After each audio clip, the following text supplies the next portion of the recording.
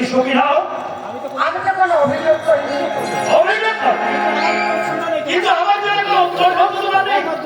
পরপর 2 দিন 2 রাত্রি আমি বাড়িতে ফিরি, ওই একটু আমি জিজ্ঞাসা করি তুমি কোথায় ছিলে, কেন ছিলে, কি ছিলে?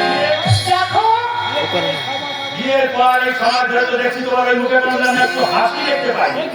এই কারণটা আমি জানতে চাই, তুমি তো নিষ্ঠার বদল দাও, এক রক্ত মুছে করা মানুষ, তবে বলো বলো বলো কেন যন্ত্রের মতো দেখতে করছো? ওই ওই ওই ওই কেন? তুমি অযথাই উত্তেজিত হচ্ছ। বাড়িতে যেতে তোমার অনীহা, রামে গেলে তোমার মাথা ঘুরে, দেয়ালের বললে তোমার বমি উঠে আসে। বলো ভদ্রলোক স্ত্রী হওয়ার কোনো যোগ্যতাই তোমার নেই। আজ বুঝলি? হ্যাঁ, বুঝেছিলাম একদিন আমি, ভেবেছিলাম ধীরে ধীরে তোমার চরিত্রের পরিবর্তন হবে, কিন্তু হয়নি আর হবেও না।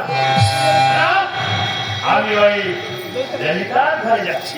তোমার যেখানে ইচ্ছা তুমি যেতে পারো না। ভালো কথা। চিন্তা করবে না। কেন? বাবা পাশের ঘরে আছে, শুনতে পাবে। তোমার মানের ঘর কি জানি, কিন্তু আমার আজকে মানে কি করবো জানো? কি করবে? কি করবে তুমি? আমার চোখের সামনে একটু দূর হয়ে যাও। বাজেদের মুখ থেকে আমি ঘৃণা করি। আমার এই জীবনটাকে তুমি দুর্বিষহ করে ফেলেছো। I hate you. তোমার তোমাকে ঘৃণা। তোমার ভালো, তোমার স্পষ্ট কথা শুনতে পেয়ে সত্যি আজ আমি আনন্দিত হই। ভুল করেছি, ভুল করেছি, আমি তো ভুল করে ফেলেছি।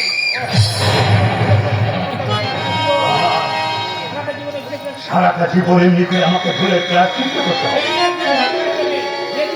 এটি একটা মেয়ে আমার মেয়ের বিশ্বাস আমার কোনো সম্রাটকে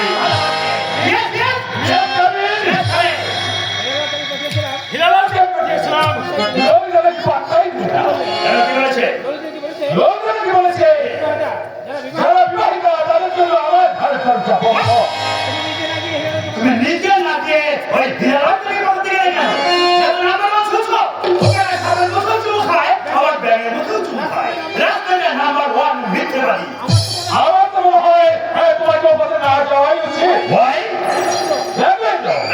তুমি আমাদের চেয়ে অনেক বেশি বুদ্ধিমান, অথবা সুযোগসন্ধানী। পরিচয় পার পরিচয় তফাৎ তুমি নিশ্চয়ই বোঝো। তুমি তুমি বিবাহিত।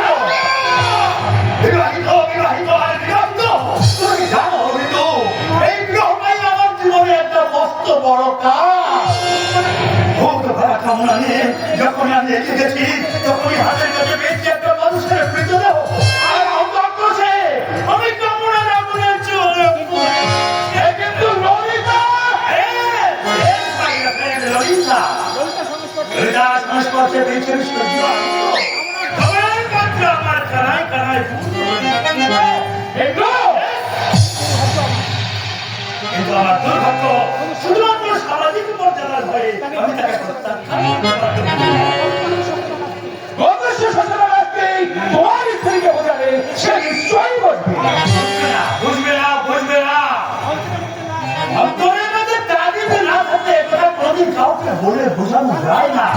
আর তাছাড়া আরো কাছে দিয়ে মনে রাখবে, ওকে আমি এমন শিক্ষা দেবো সারা জীবন ধরে চলে পুড়ে ওকে ললিতা যদি তোমার প্রস্তাবে রাজি না হয়, ঢাকাতে বাঘের দুধ পাওয়া যায় না। পৃথিবীতে চাঁদির জুতোয় জব্দ হয় না এমন একটা লোকও আমার নজরে পড়েনি। আমি আজ নিজেই যাবো এই ললিতার ঘরে। জীবনে আমি যা কামনা করেছি তাই পেয়েছি, আর এটা তো একটা তুচ্ছ বার কমিটা। আচ্ছা আপনার সঙ্গে দেখা করতে কেন? আচ্ছা আর আমি কি করবো? ডাক্তার বলো কি অসুখ হয়েছে বাবু? ডাক্তার সন্দেহ করেছে টিবি হয়েছে। হ্যাঁ প্রচুর ভালো ভালো খাওয়া দাওয়া দরকার দিয়ে বলো, ভালো খাওয়া দাওয়া দরকার দিয়ে বলো খেলে খাবে কিন্তু টাকা কোথা আমি চন্দ্রনা একটা মাছ খেতে অফিসে চাকরি করে, এটা মাইনে ভাই। আর তাদের হ্যালো? এক সময় তুমি যদি একটু সাহায্য না করো, আর তোমার তো নৈতিক দায়িত্ব। আমার নৈতিক দায়িত্ব? কেন? এই সংসারে মানুষের হয়ে আমি কি সারা জবাই ধরে যায় ধরা পড়ছি না? হ্যাঁ? লোক কথা পুজো পার্বণ গান ফ্যান সব জায়গাতেই একা আমি। এর আমার ভবিষ্যৎ নেই। যাও, ধরেও দিলে ও পারে বেটা চিকিৎসা করা আর না পারে বেটা ভোগ। তুমি আজকে এমন ব্যবহার করো, হ্যাঁ আমার ব্যাপারটা তো খারাপ হবে। যেমন মাঝে ভাবে তোমরা সমান খাওয়াচ্ছি তো, আরে যাও না তোমার ছোট ছেলেদের কাছে। হ্যাঁ তোমার জীবনটা একেবারে হ্যাঁ